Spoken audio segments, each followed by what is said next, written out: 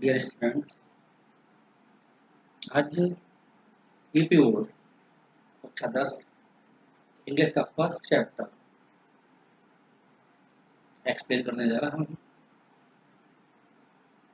The first chapter of English reader is the enchanted book, चमत्कारी ताला, रहस्यमय ताला, चांदी ताला, written by Chakravarti Rajagopalachari. First we know about the author who was Chakravarti Rajagopalachari. Chakravarti Rajagopalachari, in short known as C. Rajgopalachari. The word of literature, and commonly he was called Rajaji. He was the last Governor General of India, as well as the first Indian Governor General of Free India. स्वतंत्र भारत के प्रथम भारतीय governor general थे तथा governor general की परंपरा के अंतिम बात थे चक्रवर्ती Rajagopalachari. Now we talk about the chapter, the enchanted pool, चमत्कारी तालाब. As all of us know that it is based on one of the incidents of Mahabharata. Mahabharata is a mythological epic of India. It is retold by C. Rajgopalachari in English, from Sanskrit into English. He translated the whole Mahabharata into English, and from that book we have extracted this chapter, the enchanted. It expresses one of the incidents of Mahabharata. एक घटना का जिक्र है. महाभारत में घटित तमाम घटनाओं में से एक घटना का जिक्र हमें द एन्चेंटेड पूल, चमत्कारी तालाब या रहस्यमय तालाब में मिलता है. बात करते हैं कौन सी वो घटना है. एक पूरी घटना इस चैप्टर में दी गई. कौन सी घटना है? जैसा कि हम सभी जानते हैं, पांडव 5 भाई थे. इनके पिता का नाम राजा पांडु था. कौरव 100 भाई थे. इसमें सबसे बड़ा दुर्योधन है, जिसे हम जानते हैं. राज्य के बंटवारे के बाद इंद्रप्रस्थ में अपना शासन स्थापित करने के बाद एक घटना घटित होती है जब पांडव अपनी पत्नी के साथ कौरवों के द्वारा बुलाए जाने पर एक लाक्षागृह में रुकते हैं. कौरवों ने पहले से ही षड्यंत्र बना रखा था कि लाक्षागृह को आग लगाकर के पांडवों जीवन लीला समाप्त कर देंगे. लाक्षागृह में विदुर के द्वारा इन्हें जानकारी दी जाती है और ये वहां से बचकर भी निकल जाते हैं. उस समय उस तत्पश्चात भूत क्रीड़ा के लिए इनको आमंत्रित किया जाता है. भूत क्रीड़ा में जब पांडव अपना सब कुछ हार जाते हैं तो दुर्योधन इस शर्त पर इनके राज्य वापसी के लिए तैयार होता है कि इनको 12 वर्ष का वनवास और 1 वर्ष का अज्ञातवास काटना पड़ेगा. जिस समय ये अपना वनवास काट रहे थे उस समय की घटना यहाँ पर ली गई है. वनवास के दौरान एक दिन युधिष्ठिर सहित ये 5 पांडव वन में विचरण कर रहे थे. जीवन यापन के लकड़ी, फल इत्यादि बीनने के लिए जंगल में गए होंगे. जंगल में विचरण कर रहे थे. युधिष्ठिर को प्यास लगती है, प्यास महसूस होती है. युधिष्ठिर अपने भाइयों को आदेशित करते हैं तो क्रमानुसार सबसे पहले सहदेव पानी की तलाश में जाते हैं. काफी लंबा समय बीत जाता है. सहदेव वापस लौट करके नहीं आते. जब काफी देर तक सहदेव वापस नहीं लौट कर आते हैं, उसी दिशा में सहदेव की तलाश में और पानी को ढूंढने के लिए नकुल भी चल पड़ते हैं. नकुल भी लौट कर नहीं आते. क्रमशः अर्जुन और भीम भी उसी दिशा में पानी की तलाश में जाते हैं. युधिष्ठिर प्रतीक्षा कर रहे होते हैं. काफी लंबा समय बीत जाता है. चारों में से कोई लौट कर नहीं आता. अंततः युधिष्ठिर भी उसी दिशा की ओर चल पड़ते हैं जहां चारों भाई गए. चलते चलते युधिष्ठिर एक ऐसे मनोरम स्थान पर पहुंचते हैं जहां पर चारों ओर पेड़ है, ताजी हवा बह रही है, चिड़ियों का कलरव है और बीच में एक स्वच्छ पानी का तालाब. तालाब के किनारे पर युधिष्ठिर के चारों भाई मरणासन अवस्था में पड़े हुए. मृत अवस्था में मूर्छित पड़े हुए थे। It is not clear that they are fainted और डेड, और we can say they are dead, मरे हुए थे। युधिष्ठिर अपने चारों भाइयों के सबको देख करके विलाप करने लगते हैं और कहते हैं, who was the powerful enough to kill them, ऐसा कौन है जो शक्तिशाली योद्धाओं थे। भीम 16,000 हाथियों के बल वाला एक कुशल बधा योद्धा, अर्जुन विश्व का सर्वश्रेष्ठ धनुधर, नकुल तलवारबाजी का कुशल योद्धा, और सहदेव जो मल्ल युद्ध का विशेषज्ञ था। ऐसे चारों को मारने वाला ऐसा कौन सा शक्तिशाली योद्धा था जिसने इन चारों को मार दिया। विलाप करते करते युधिष्ठिर अपनी प्यास पर नियंत्रण नहीं रख पाते हैं और तालाब में उतर के जैसे ही पानी हाथों में लेते हैं, एक निशरीर आवाज उनके कानों में पड़ती है। कोई दिखाई नहीं देता, एक आवाज उनके कानों में पड़ती है कि वह मत करो जो तुम्हारे भाइयों ने किया। This pool belongs to me, ये तालाब मेरा है, ये तालाब मेरा है। यदि आपको इस तालाब से पानी पीना है तो पहले मेरे प्रश्नों का उत्तर देना होगा, नहीं तो तुम्हारी स्थिति भी आपके भाइयों की तरह हो जाएगी। युधिष्ठिर तुरंत समझ जाते हैं कि यक्ष के सिवाय और कोई नहीं, कोई अन्यत्र रास्ता नहीं मिलता है युधिष्ठिर को अपने भाइयों को मजबूत करने का। तत्काल स्वीकृति देते हैं कि ठीक है, आप प्रश्न पूछिए। कुछ प्रश्नों का समायोजन पाठ्य पुस्तक में किया गया है। एक काफी लंबी प्रश्नोत्तरी थी Mahabharat.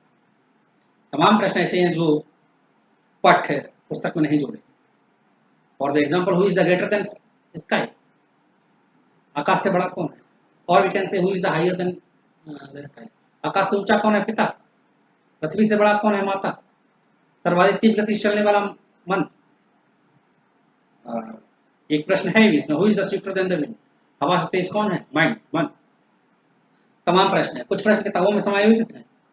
What rescues the man in danger, खतरे में व्यक्ति कौन बचाता है, युधिष्ठिर उत्तर देते हैं साहस। Who is the friend of A traveller, एक यात्री का मित्र कौन होता है, हिज नॉलेज, उसका ज्ञान। Who is the friend of a man who stays at home, घर पर रुके हुए व्यक्ति का मित्र कौन होता है, उसकी पत्नी। What is the greatest vessel, सबसे बड़ा जहाज कौन सा है, पृथ्वी। व्हाट इज द हैप्पीनेस, प्रसन्नता क्या है, the result of the good conduct, अच्छे आचरण का परिणाम। युधिष्ठिर उत्तर देते हैं, अच्छे आचरण का परिणाम ही जो है प्रसन्नता है।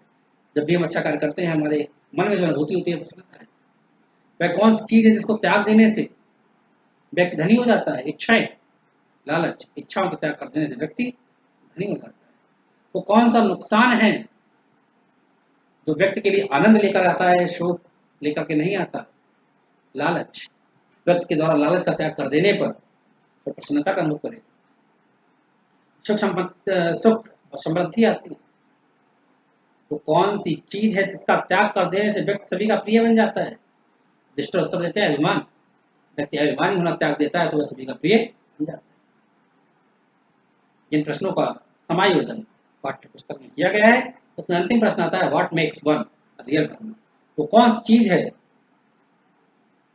जो एक व्यक्ति को वास्तविक ब्राह्मण बनाती है। इज इट वर्थ, जन्म, नॉलेज, ज्ञान, और गुड कंडक्ट, अच्छा आचरण।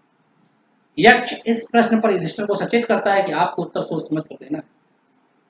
युधिष्ठिर तत्काल इसका उत्तर देते हैं, it is not worth and, ये क्षण में ज्ञान नहीं है जो एक व्यक्ति को ब्राह्मण बनाते हैं। It is only the good conduct, ये एक अच्छा आचरण। व्यक्ति के कितने भी ऊंचे कुल में जन्म लिया हो, कितना भी ज्ञानी हो, लेकिन यदि उसके आचरण अच्छे नहीं है तो वह उसकी गिनती निम्न वर्ग के लोगों में की जाती है। एकमात्र अच्छा आचरण व्यक्ति को एक ब्राह्मण बना सकता है। तमाम उदाहरण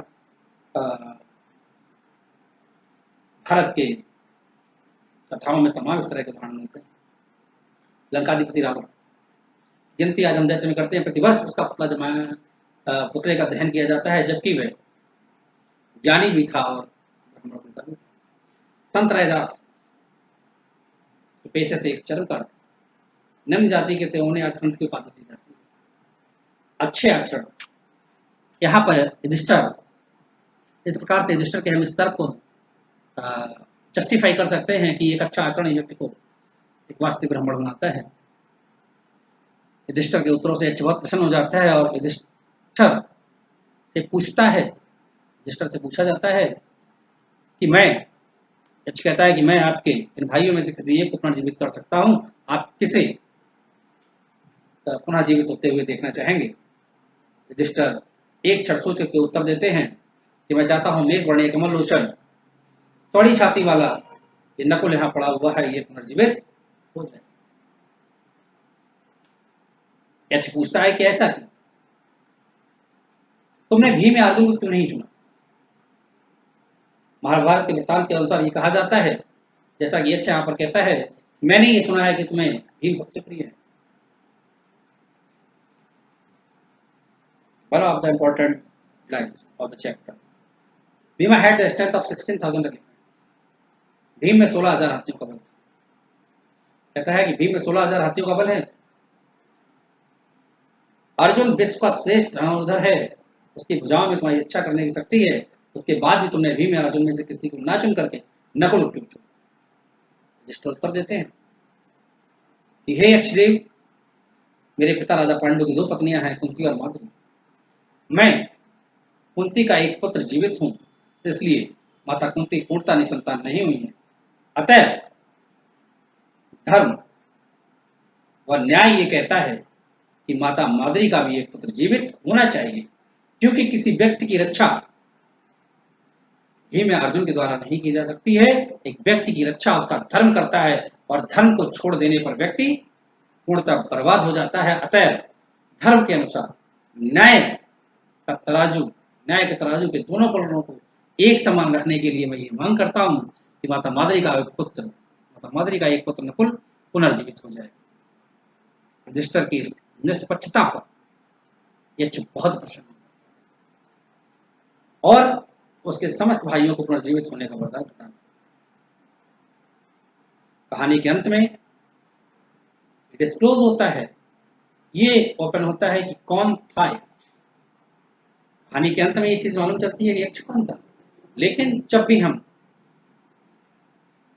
टेक्स्ट बुक के प्रश्नों को देखते हैं तो पहला प्रश्न मिलता है, हु वाज द यक्ष? आंसर क्लियर लास्ट में आता है, यक्षा वाज यमा। यक्ष कौन था? यक्ष यमराज था, मृत्यु के देवता। Yaksha was Yama the lord of death. यक्ष मृत्यु के देवता यमराज थे। It took the form of Yaksha to see and test. Yudhishthir को देखने के लिए, युधिष्ठिर की परीक्षा लेने के लिए उन्होंने यक्ष का रूप लिया था। He was most pleased with this crass impartiality and granted his brothers would come back to life. Yudhishthir की निष्पक्षता को देख करके बहुत प्रसन्न हो जाते हैं, उसके सारे भाइयों को पुनर्जीवित होने का वरदान प्राप्त करते हैं। यहाँ पर ये चैप्टर समाप्त हो जाता है। विभिन्न स्रोतों से आप इस चैप्टर से रिलेटेड क्वेश्चन आंसर पीडीएफ प्राप्त कर सकते हैं। If there is any problem, you can comment your problems and queries in comment box. No more. Shall meet you soon with another video. Thank you.